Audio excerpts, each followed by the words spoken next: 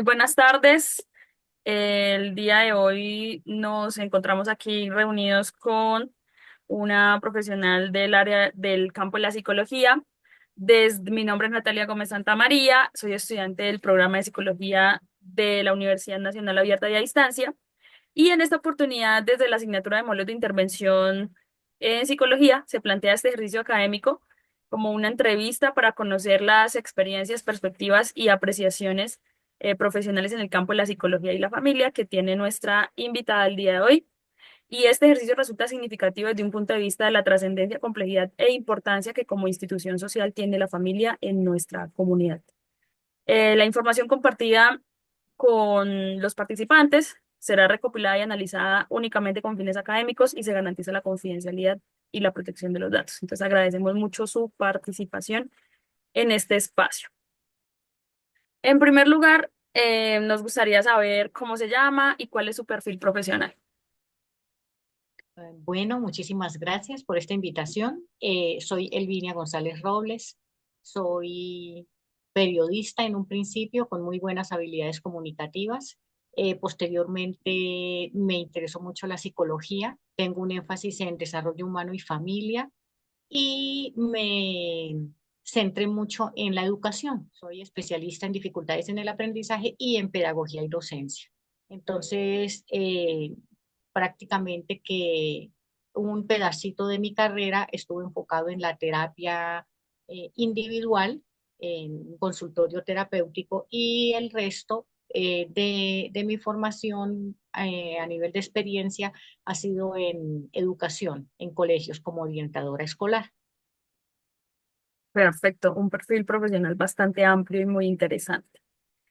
¿Qué experiencias significativas recuerda que haya tenido en contextos laborales o académicos en torno a la psicología y familia? Bueno, como se darán cuenta por la edad, muchísimos. Es decir, para mí la psicología básicamente es un estilo de vida. Lo vivo, lo practico, amo ser psicóloga, amo la educación y la verdad el punto de la familia para mí es muy importante. Cada intervención para mí es fundamental y cada trabajo tiene una experiencia invaluable. Por lo tanto, experiencias en los contextos laborales, muchísimas, muchísimas. No, no, yo creo que si acaso más adelante podríamos, de acuerdo a las preguntas, poder atender una que otra, pero pues a esta edad ya no podría elegir una experiencia significativa porque han sido muchas. Ok, es básicamente gracias a la experiencia que ha podido tener en el campo. ¿Qué tipo de problemáticas a nivel general familiares son más comunes en su práctica profesional? Hoy día, la violencia intrafamiliar. En todo momento. Los niños, niñas y adolescentes de nuestro país son diariamente maltratados física, psicológica y verbalmente. Eso es muy triste. Dicen que el estrés y el famoso trastorno de ansiedad y depresión es lo que nos tiene inundados a los niños, niñas y adolescentes. Yo discrepo un poquito de esta condición. Para mí, nuestros niños, niñas y adolescentes están siendo víctimas de sus propias familias y tienen una vía de escape a través de una sintomatología de ansiedad y depresión. Pero lo que está matándonos a nivel familia en Colombia y quizás en el mundo es la violencia intrafamiliar. Una dinámica, una problemática bastante fuerte y recurrente. ¿Hay algún caso altamente estresante que recuerde por su complejidad de abordaje en términos de la psicología familiar, psicología familiar? En familia, sí, claro, hay casos muy complejos.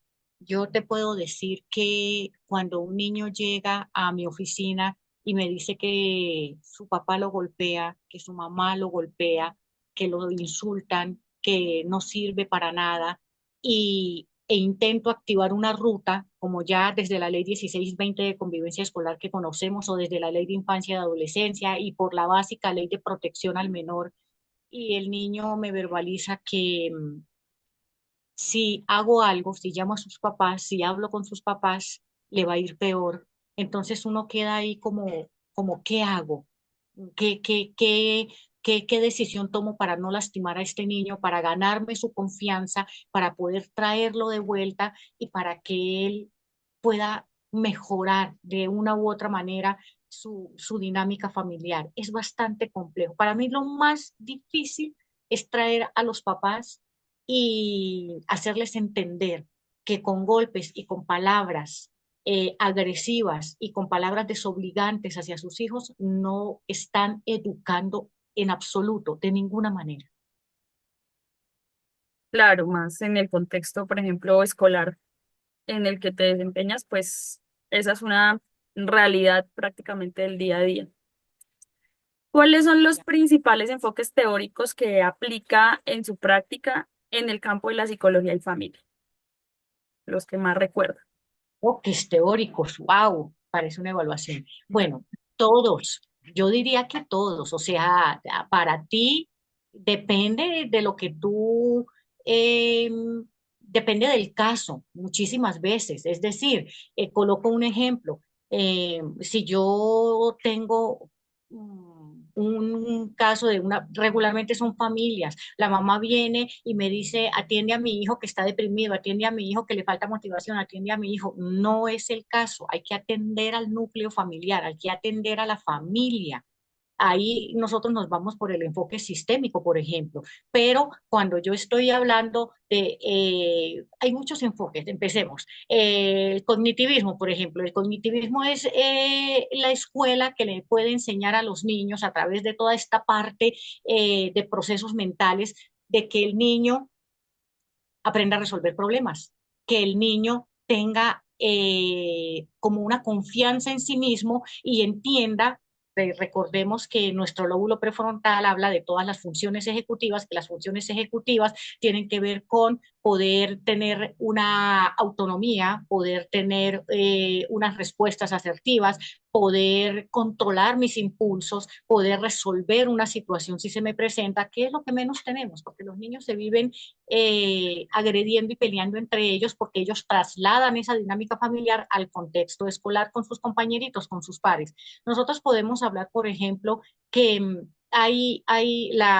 está el conductismo, que es cuando nosotros queremos que una conducta desaparezca en un niño, pero esto se habla sobre todo cuando estamos en una familia de preescolar, en una familia de primaria, que estamos tratando de que hayan pautas de crianza, que estamos tratando que haya una autoridad y un respeto en la familia. Entonces, yo siempre le digo a los papás, conducta que tú no alimentas, conducta que tiende a desaparecer. Entonces, se aplica el conductismo, se aplica el cognitivismo, se aplica la terapia sistémica. ¿Qué más te digo yo? A ver, ¿qué otra hay? Ayúdame. Podemos decir que estamos aplicando eh, la sensibilización en los niños, la humanista, cuando estamos Ujú. hablando de que ir a la persona, que sea sensible, comprenderla, pero en resumidas cuentas, lo que nosotros hacemos cuando ya tenemos toda la experiencia y la teoría, cuando ustedes estén en el ejercicio, que es coger el pedacito de cada una que necesitamos para el contexto. Es que mi gata está aruñándome la silla.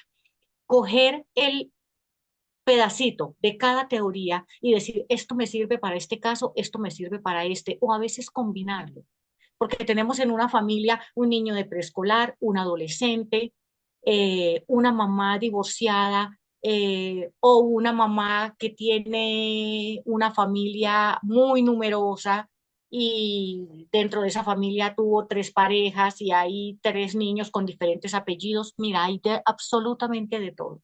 Siento que esta teoría a nosotros como profesionales nos corresponde éticamente adaptarla. No, nunca, ninguna teoría psicológica está caduca, ninguna. Ni siquiera la teoría, por ejemplo, de Freud, que donde está hablando del psicoanálisis, ninguna es caduca. Todas tienen su pedacito de verdad que hay que implementar y hay que eh, trabajar en cada contexto y en cada situación que se nos presenta. Claro, para dar un abordaje, digamos, integral a las problemáticas. Y de las Sí. técnicas ¿cuáles son las que más empleas con frecuencia en las terapias de familia? De las técnicas, ¿yo qué podría decir? Bueno, lo abordamos desde diferentes aspectos, pero para mí, hacer la integralidad con la familia es importante en determinado momento de un proceso. Es decir, a nosotros nos dicen, vas a hacer terapia individual, puedes hacer terapia de pareja, puedes hacer terapia de familia, pero yo siento que si nosotros vamos a intervenir una familia, definitivamente necesitamos atender individualmente a los niños, individualmente a los papás y después sí utilizar nuestra terapia sistémica para que el todo y sus partes estén integrados en un trabajo básicamente en equipo. ¿Por qué? Porque si yo pongo a toda la familia en un proceso terapéutico, en un espacio, ¿qué va a suceder? El niño que le tiene miedo a la mamá porque la mamá lo agrede, no va a hablar, no va a expresar sus emociones. El esposo no va a decir lo que le molesta de la esposa porque en la casa arreglamos y cosas así que pueden llegar a suceder. Entonces, las técnicas que se implementan pueden ser igual que los métodos, variados, absolutamente variados, Dependiendo de la necesidad y del contexto, digamos, de la dinámica. dependiendo de la necesidad y del contexto exacto. Pero como te digo, la técnica más favorable, si la despedazamos un poquito, que tiene de todas, es la sistémica.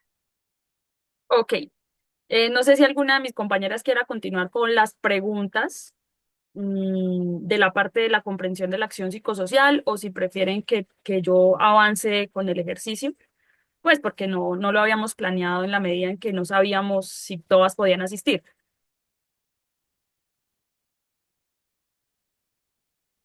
No sé si Tania o Katherine tengan el instrumento a la mano y puedan revisarlo, o si avanzo con la otra partecita y ustedes continúan.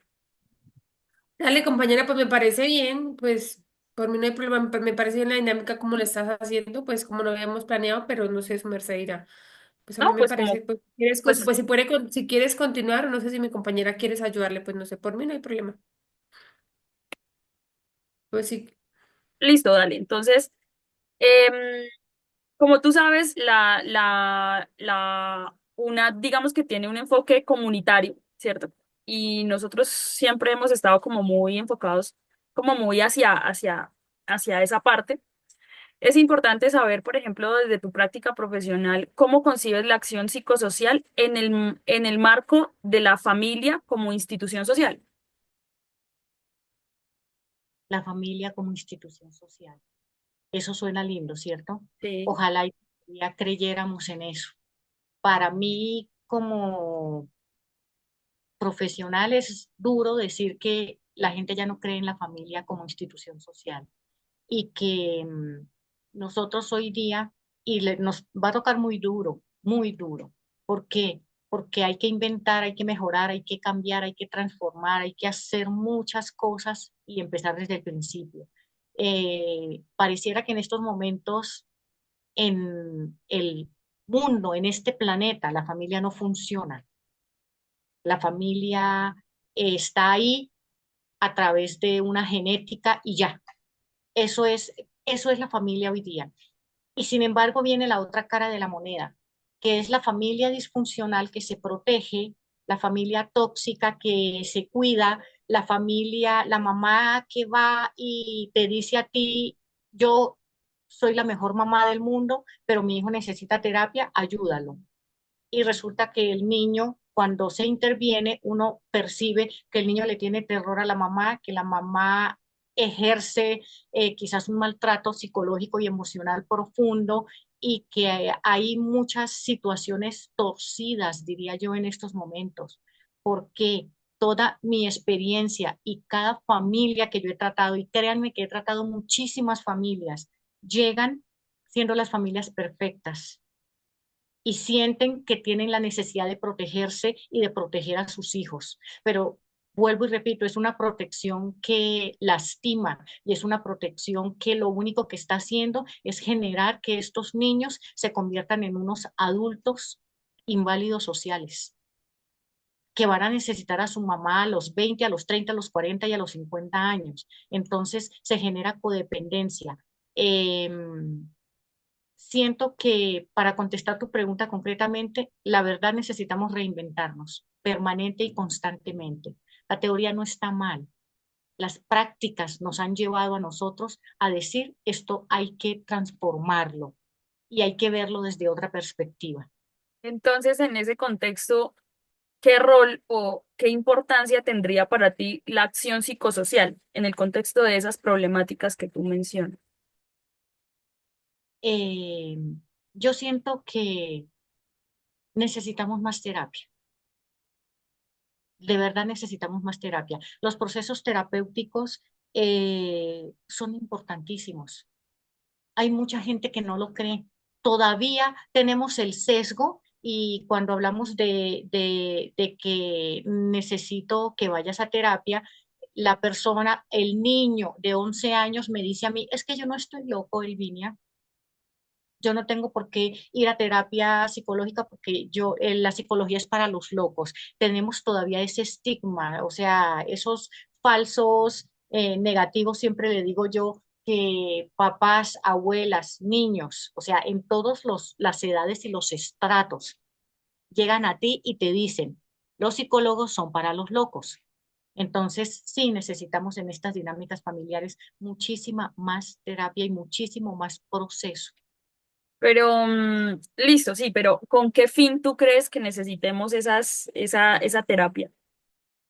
Con el fin de entender, Nata, porque tenemos que entender que generacionalmente nos hemos venido quebrando y generacionalmente hemos llegado a un punto en el que la ley de infancia y adolescencia, en el que la ley 1620 de convivencia escolar ha maniatado a los adultos para ejercer una autoridad completa hacia los niños y niñas. Entonces, siento que son importantes porque necesitamos romper toda una tradición y antes los niños eran ignorados, eran violentados. La familia estaba allá y yo cuido a mi familia y es mi familia y yo veré qué hago con mis niños si usted no se meta. Ahora involucramos a muchas IAS, a muchos entes, involucramos Secretaría de Salud, involucramos Personería, involucramos comisarías de familia, involucramos Estado, involucramos las mismas instituciones donde todos esos organismos externos están supervisando, están vigilando y eso hace que a nosotros tengamos más cuidado en esas intervenciones. Y eso nos puede llegar también a ser negligentes en ciertas situaciones como profesionales. Entonces, sí necesitamos urgente. No sé si contesté tu pregunta, me fui por las ramitas.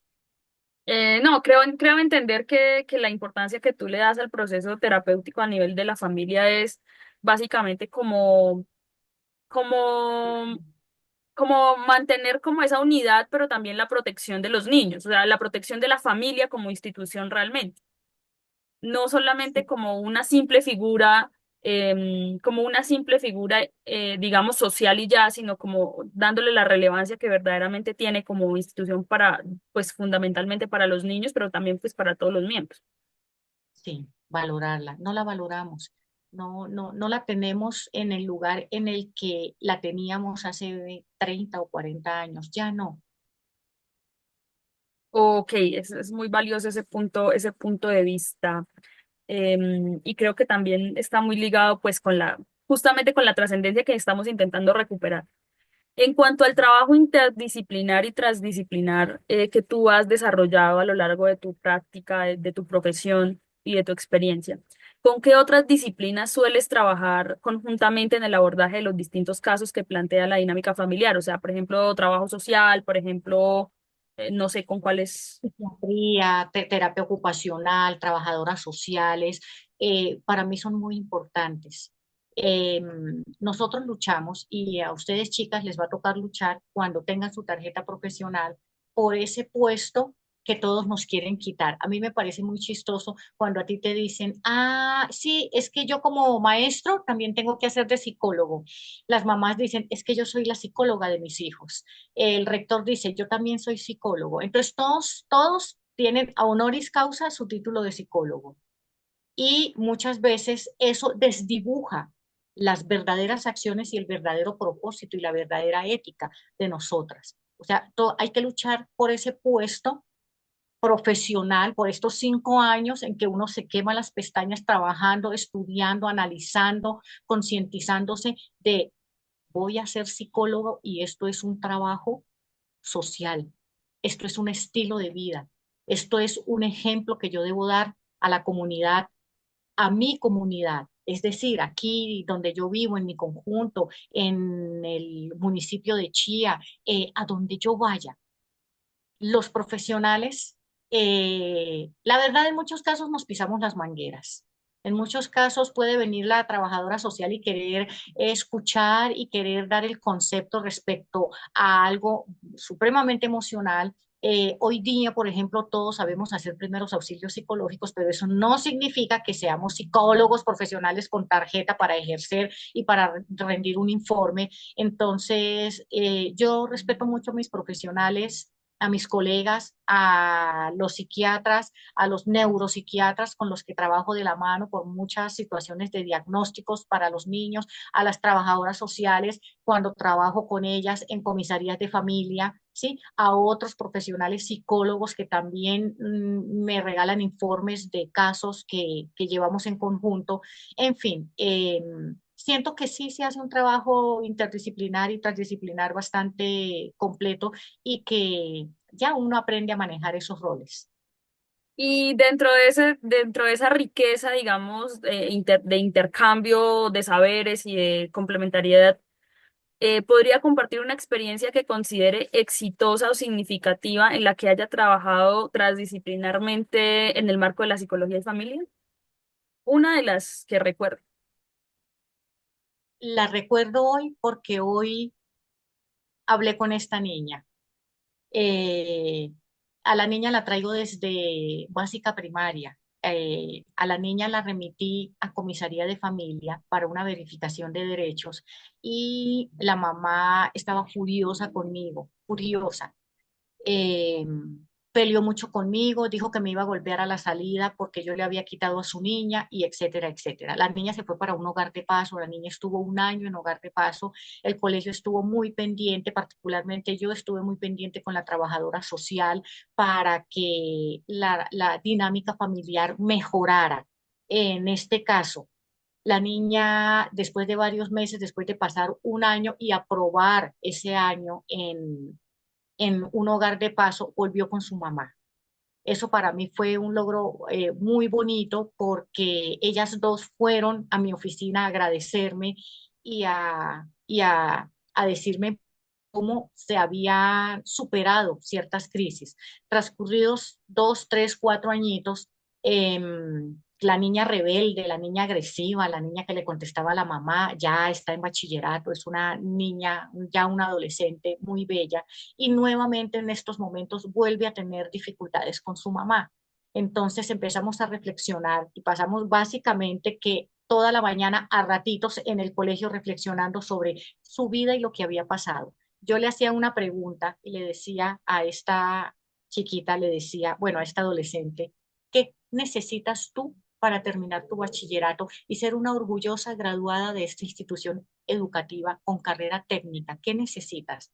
Entonces ella decía que quería alejarse de su mamá, que ella ya no quería volver a estar con su mamá, que su mamá era tóxica, que su mamá era insoportable, que su mamá la maltrataba y etcétera, etcétera. En esos momentos me llega otro caso a la oficina con otra niña que literal estaba siendo golpeada por sus papás, golpeada.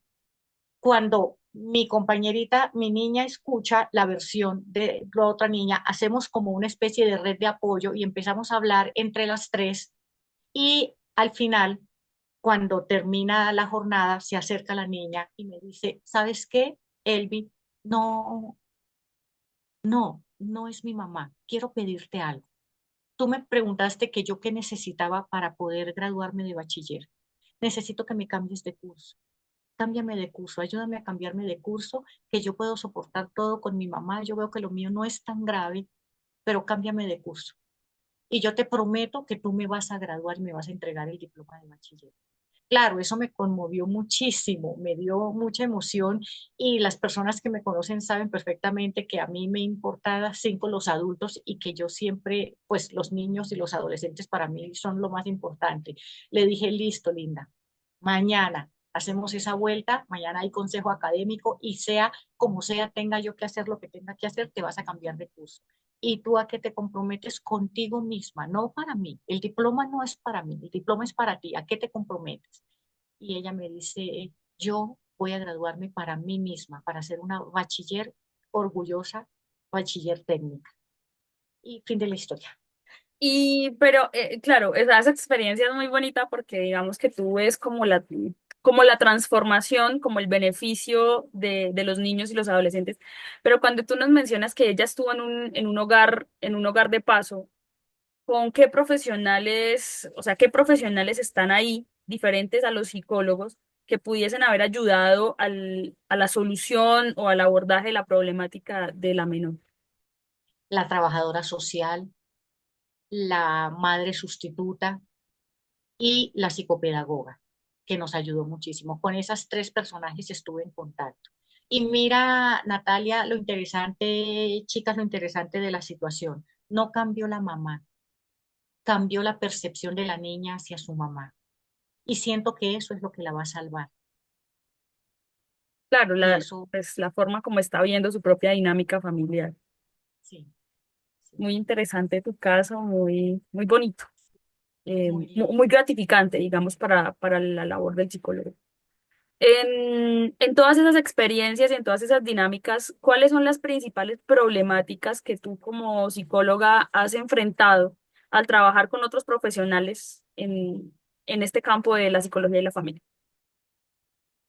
Problemáticas que enfrento al Porque trabajar con otros.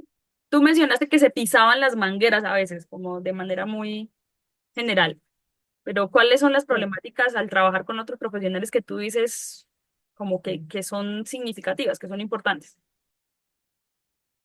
Las problemáticas yo siento que nunca van a desaparecer y que siempre están ahí y que depende de cómo tú las mires. Yo le digo a los pasantes que tengo en psicología, tus compañeros no son el problema, es la forma como tú ves el problema. Tú decides para qué quieres este problema o qué te puede aportar este problema.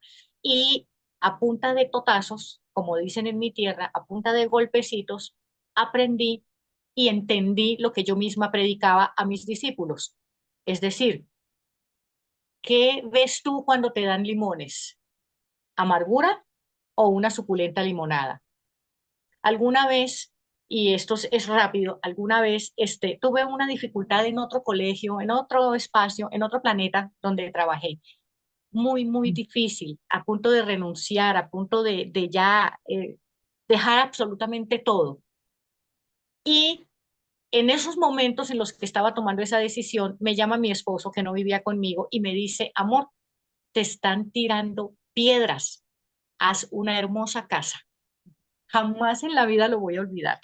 Entonces, ¿a qué voy yo con esto? Dificultades, problemáticas se presentan muchas. Nombrártelas es complejo porque cada una empecé a verla desde hace algunos añitos hacia acá. No hay que esperar tanto para verlas desde esa forma, como una oportunidad. Y es mi perspectiva y eso nadie me lo va a quitar. Por lo tanto, tú te relajas, respiras y haces tu trabajo. Ok, es una una muy buena apreciación de los conflictos, digamos, profesionales que puede haber ahí con otras áreas. En términos de la ética, ¿qué principios éticos considera fundamentales en la práctica profesional en el contexto de la complejidad familiar? Bueno, nosotros tenemos un código deontológico que técnicamente no lo debemos saber de memoria, ¿sí? Lo fundamental para nosotros como profesionales en salud mental es la confidencialidad. Pero para mí, más que la confidencialidad, si nosotros estamos hablando de en mi práctica profesional, cómo soy yo en mi ética, la verdad no disfrazada, sería la frase que lo resumiría. ¿Qué significa esto? Yo no debo maquillar una situación a un paciente, a una familia, cuando la veo destrozada, cuando la veo que no se entienden, cuando la veo disfuncional, cuando la veo que salen de mi terapia y en mi terapia son perfectos y salen de mi terapia y se agarran de la mecha, es la verdad. Yo debo decirle siempre la verdad no disfrazada. Mira, tu hijo es muy inteligente, pero le hace falta un poquito de tolerancia a la frustración, porque no. O sea, yo siento que el psicólogo suave y el psicólogo, ¿cómo lo digo yo? El psicólogo terciopelo, necesitamos recogerlo para las dinámicas sociales y la crisis a la que nos enfrentamos hoy día y a la violencia emocional y psicológica a la que nos enfrentamos hoy día, no podemos ser tan queridos ni tan suaves. Necesitamos decir una verdad, pero una verdad eh, con respeto. Es lo más importante. Mi lema y mis eslogan en mis talleres de familia, en mis escuelas de padres es ama a tu hijo, pero respétalo. Si tú no lo respetas, jamás tu hijo te va a respetar a ti. Continuamos con la pregunta con la pregunta de los principios éticos. Entonces, las compañeras decían o sea, entendí yo que ellas estaban un poco confundidas respecto a lo que tú dices, porque lo que yo entiendo es que tú dices que hay que ser puntuales, o sea, sin maquillar las cosas, ser como muy reales en las problemáticas. O sea, mi Sí, duda es, por ejemplo, Doc, qué pena contigo interrumpirte, es como decirle la verdad, o sea, que como confundí en esa parte. Decirle la verdad a los papás, no simplemente su hijo de juicio, o sea, no maquillarla, entendí en ese sentido, ¿no? No simplemente su hijo de juicioso, taca, taca, sino decirle también como las cualidades no tan positivas de su hijo o cómo. te voy a colocar un ejemplo, Linda, para que lo vayas a entender. Tengo un caso, vamos a inventarnos un caso. Tengo un caso donde esto atiendo al niño, un niño normal, tranquilo, educado, que me dice algunas cositas, ¿cierto? Atiendo al papá, el papá me dice, orientadora, yo sospecho que el niño me roba dinero, no me roba 10.000 ni 20.000 pesos, me roba 100.000. El niño me robó la última vez 300.000 pesos. Y le compré un peluche gigante a su profesora y vino y se lo regaló. El niño, tengo la sensación que el niño mató al loro, porque el niño decía que yo quería más al loro que a él. El niño quemó el gato. El niño hizo tata. Bueno, listo, ahí. El niño no tiene mamá, o sea, no vive con la mamá.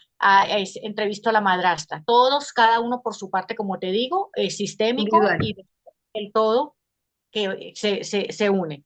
Entonces, cuando hablo con el niño muy educado, una cosa hermosísima, un niño bien presentado, pulcro, perfecto.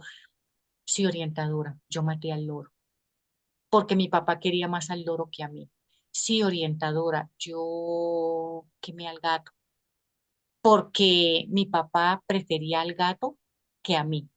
Y así sucesivamente. Yo decía, ¿qué le va a hacer a la novia del papá cuando el niño crea que el papá quiere más a su novia que a su hijo? Entonces, no maquillar la verdad, me refiero a decirle, ¿sabe qué, papá? Usted tiene un niño con unos rasgos psicópatas. ¿Por qué?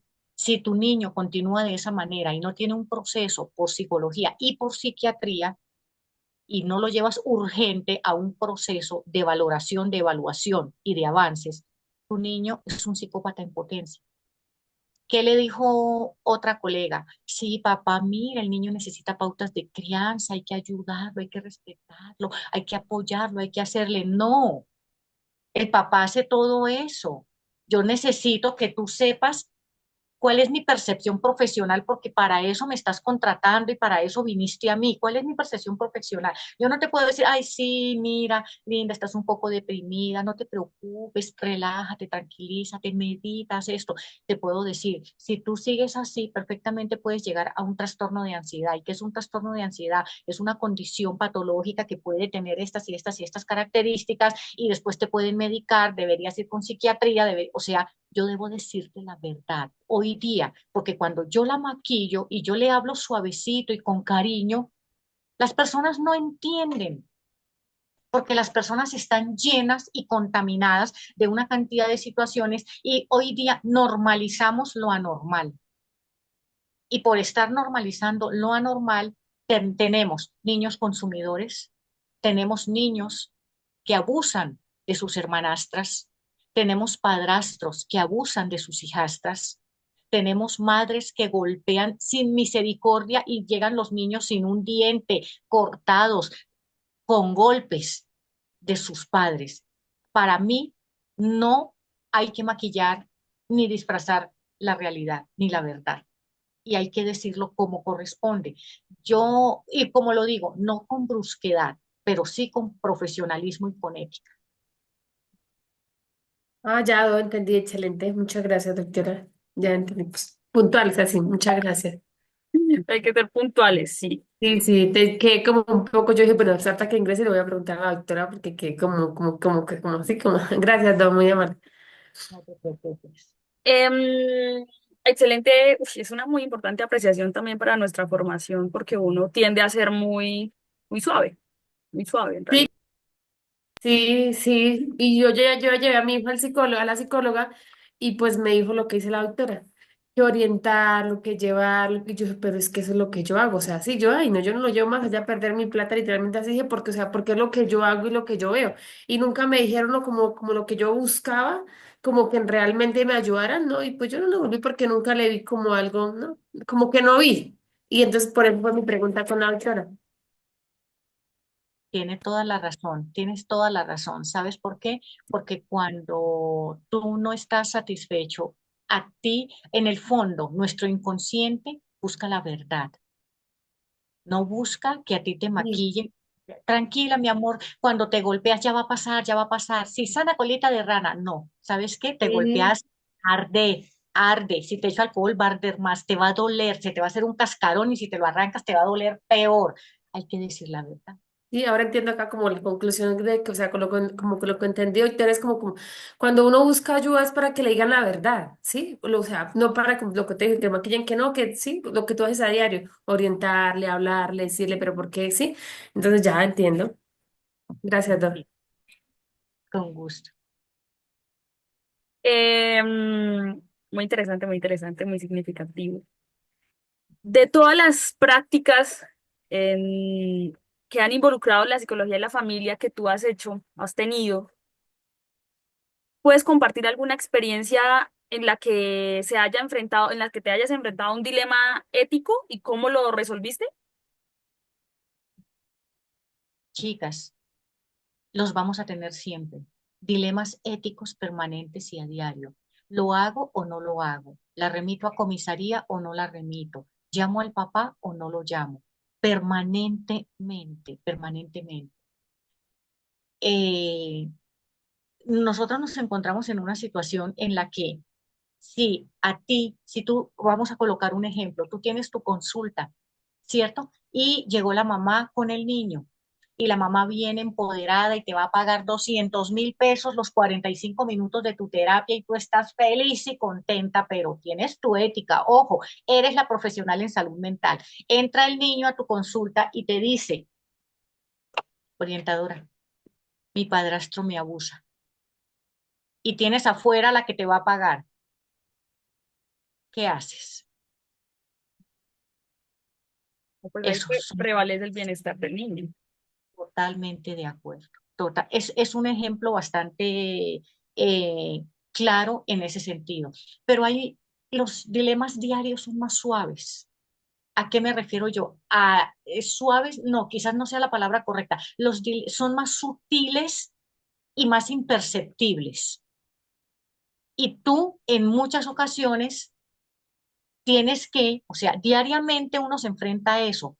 Hoy llamo a la mamá y si llamo a la mamá mientras la cito y le pongo la citación para mañana, la niña va a llegar esta tarde a su casa, ¿qué le va a hacer esa santísima señora a esa niña?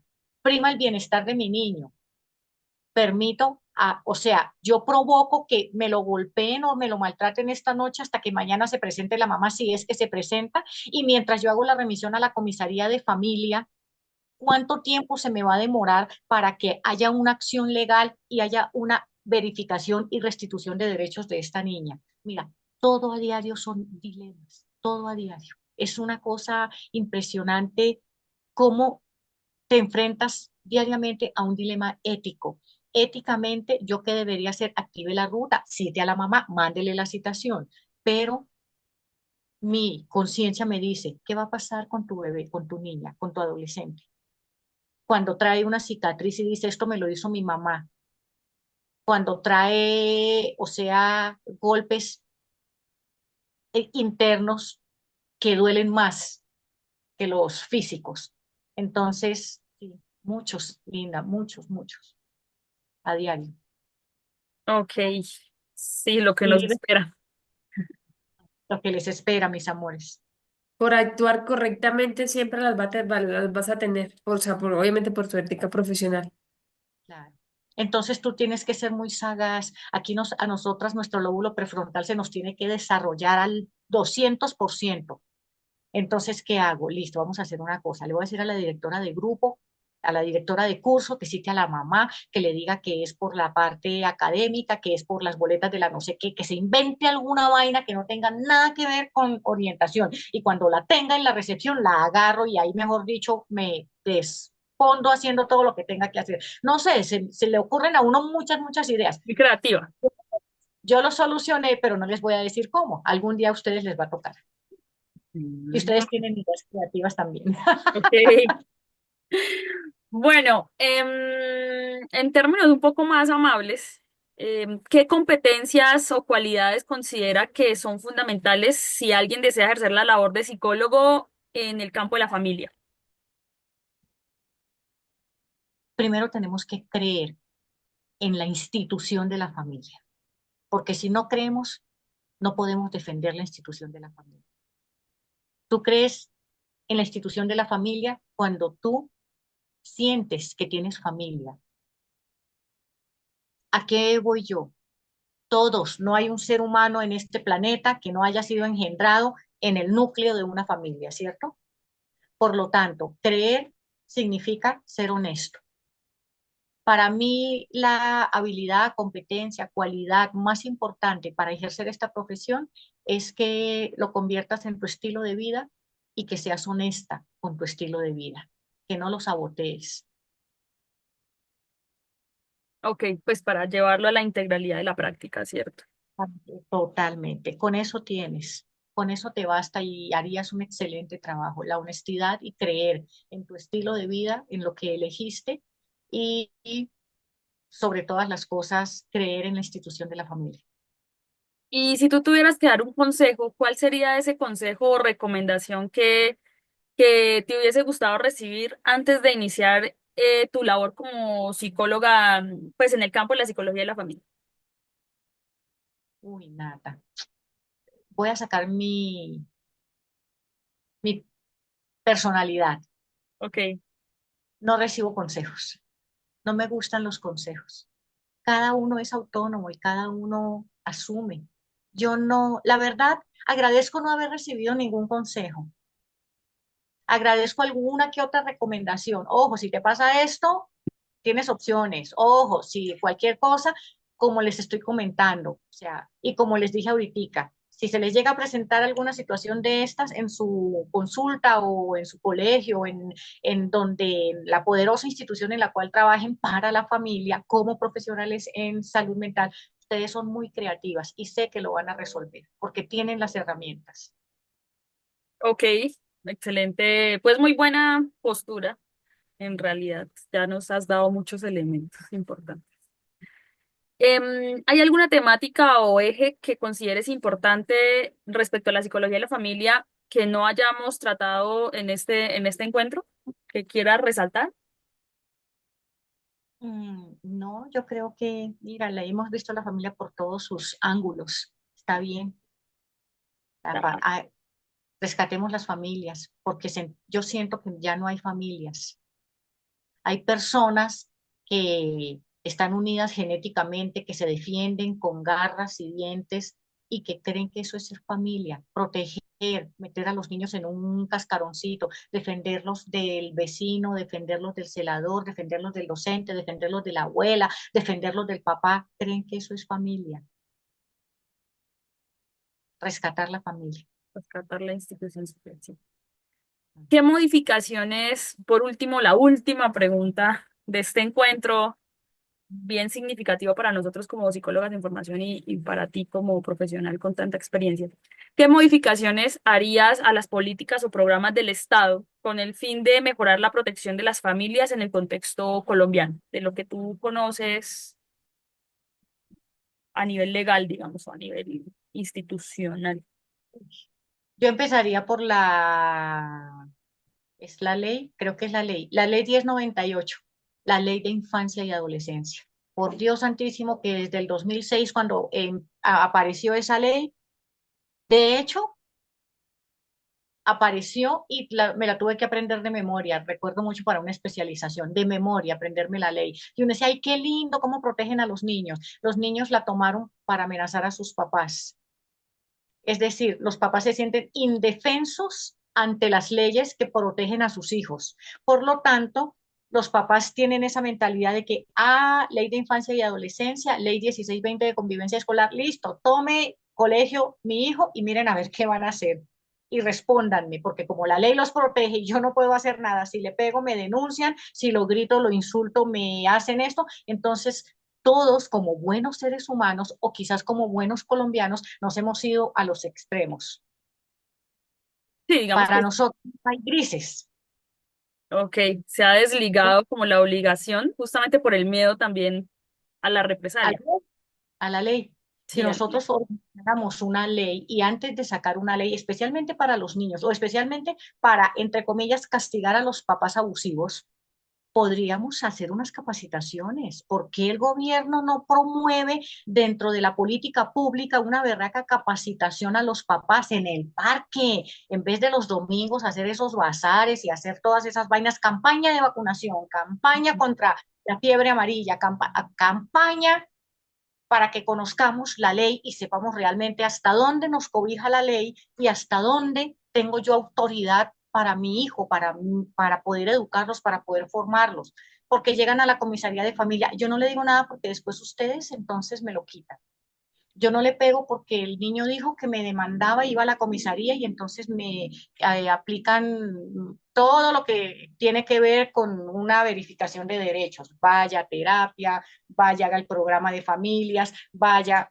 ¿Por qué la personería no hace esos programas de familia obligatorios en vez de ser una especie de correctivo o algo punitivo para los padres de familia? Yo siento que estamos haciendo las cosas al revés, como lo hacemos en los comités de convivencia municipal, comité de convivencia escolar, comité de convivencia departamental. ¿Qué hacemos en esos comités? En vez de promover y en vez de prevenir, ¿qué hacemos? Castigamos y castigamos y castigamos. Cometió falta tipo uno, correctivo pedagógico. Cometió falta tipo 2, correctivo pedagógico. ¿Y dónde está la promoción y la prevención? Si la aplicáramos desde la ley, podríamos empezar a rescatar la institución familiar. bueno, esta ha sido una experiencia muy significativa para nosotros y como psicólogas, psicólogos en formación, agradecemos la disposición y la honestidad que has tenido al responder nuestras preguntas y nuestras dudas. Pues básicamente porque de tu propia experiencia nos estás permitiendo alcanzar aprendizajes que nos lleven a tomar decisiones a futuro y mejorar nuestra práctica como psicólogas. Pues te agradecemos mucho tu disposición y tu tiempo. No sé si mis compañeras quieran decir algo. No, doctora, muchas gracias, muy agradecida. Veo, no sé si te lo han dicho, pero apenas la vi, transmite como, no sé, transmite una energía, transmites como confianza, como que sí, le puedo preguntar, le puedo decir, transmite muchas cosas bonitas, doctora. No sé si te lo han dicho antes, pero sí, súper, gracias.